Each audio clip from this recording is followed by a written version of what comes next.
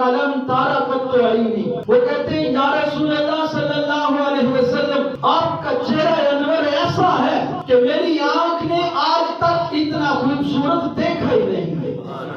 وہ دیکھتی تب جب کسی ماں نے ایسا جمع ہوتا تو خلقت مبرأ من کل عیب،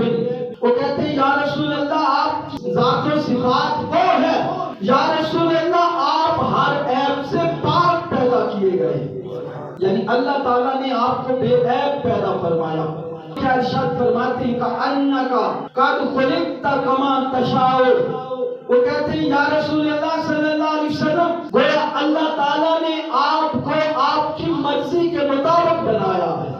یا رسول اللہ ایسا لگتا ہے جیسے اللہ نے آپ کی مرضی سے آپ کو بنایا، یعنی والضحیٰ کا مکڑا وہ ہے کہ پوری کائنات کے اندر اللہ تعالیٰ نے اس جیسا چہرہ پہلے بنایا ہی نہیں۔ امام اہل سنت رضی اللہ تعالی عنہ کیا کہتے ہیں؟ وہ کہتے ہیں سرور کہوں کہ مالک و مولا کہوں تجھے، وہ کہتے ہیں یا رسول اللہ آپ اتنے خوبصورت ہیں، میں اپنا سردار آپ کو کہوں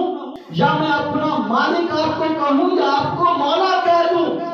پھر وہ کہتے ہیں یا رسول اللہ باغ خلیل کا گل زیبا کہوں تجھے،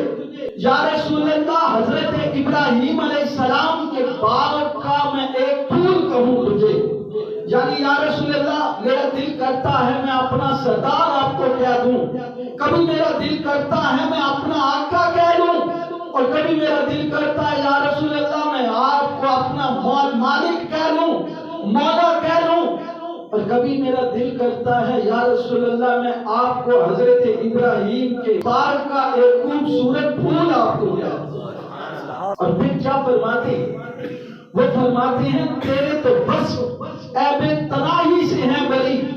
وہ کہتے ہیں یا رسول اللہ آپ میں جو خوبیاں ہیں، یا رسول اللہ آپ کے جو کمالات ہیں یہ عیب سے بری ہے، اس کے اندر کوئی عیب نہیں۔ ہرا ہوں شاہ کیا کیا کہوں تجھے، وہ کہتے ہیں یا رسول اللہ میں حیران ہو جاتا ہوں،